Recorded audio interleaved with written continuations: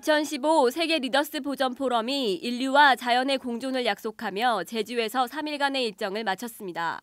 환경부와 세계자연보전연맹 IUCN, 제주특별자치도가 공동 주최한 이번 포럼은 자연에서 평화와 공존의 길을 찾다라는 주제로 진행됐으며 이번 포럼에는 국내외 전문가들이 참석한 가운데 지속가능 발전을 위한 자연보존, 인간과 자연의 공존 방안 등을 다룬 세션들이 진행됐습니다.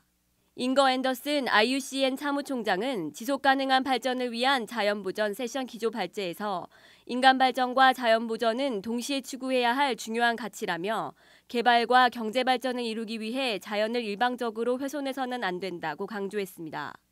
주제별 세션 외에도 UN 지속가능발전센터는 군소도서 개발국의 생태계 보전과 지속가능 발전을 주제로 전문가 회의를 진행했습니다. 또 국제녹색섬 포럼과 녹색기술센터는 녹색융합기술의 진화와 녹색섬 확산을 주제로 글로벌 녹색섬과 개도국 확산, 제주 글로벌 에코 플랫폼에 대해 논의했습니다.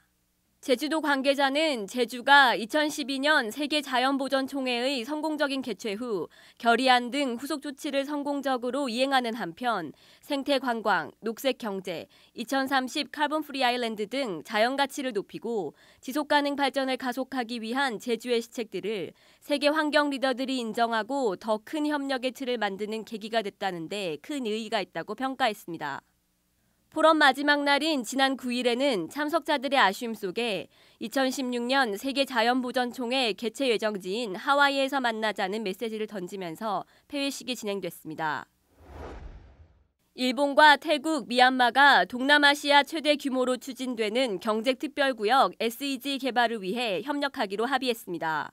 지난 5일 이들 3개국은 도쿄 모토아카사카 영빈관에서 아베 신조 일본 총리, 프라유 찬 오차 태국 총리, 테인 세인 미얀마 대통령이 지켜보는 가운데 다웨이 경제특별구역 개발에 대한 협력 합의서를 체결했습니다.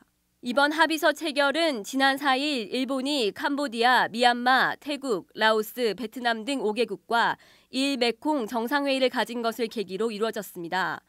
이 정상회의에서 일본은 메콩강 지역 5개국에 향후 3년간 7,500억 엔, 우리 돈으로 약 6조 8천억 원 규모의 공적 개발 원조를 제공할 뜻을 밝혔습니다.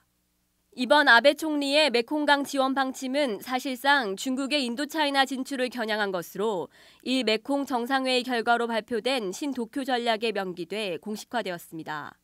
이 같은 일본의 신도쿄 전략은 국가를 특정하지는 않았지만 사실상 중국을 견제하고 있는 것으로 해석되며 최근 중국의 인도차이나 반도 진출이 시진핑 주석의 1대1로 정책과 무관하지 않다고 여겨져 이를 견제하기 위한 전략으로 전문가들은 보고 있습니다. 특히 이번 회담에 참석한 베트남은 일본과 마찬가지로 중국과 해상 영유권을 놓고 마찰을 빚고 있는 것으로 알려졌습니다. 스포츠 공적 개발 원조 사업의 일환으로 우리나라 아이스하키 국가대표팀이 카자흐스탄 여자 대표팀과 친선 경기를 가질 예정입니다. 대한아이스하키협회는 지난 6일 카자흐스탄 여자 아이스하키 대표팀을 초청해 8월 1일부터 6일까지 안양 실내 빙상장과 고양 어울림누리 빙상장에서 우리 여자 대표팀과 4차례 평가전을 치를 계획이라고 밝혔습니다. 아이스하키 여자 대표팀의 친선 경기가 국내에서 열리는 것은 이번이 처음으로 스포츠 공적 개발 원조 사업의 한 부분으로 문화체육관광부와 대한체육회의 지원을 통해 성사됐습니다. 대한아이스하키협회는 카자흐스탄과의 친선 경기가 대표팀의 경기력 발전은 물론 관심의 사각지대에 있는 여자 아이스하키를 대중에 알리는 데 큰 도움이 될 것으로 기대하고 있습니다. 한편 국제아이스하키연맹 랭킹 18위인 카자흐스탄은 역대 국제경기에서 한국에 한 번도 패한 적이 없을 정도로 한 수 위의 실력을 지닌 것으로 평가받고 있습니다. ODA 웹TV 손태정이었습니다.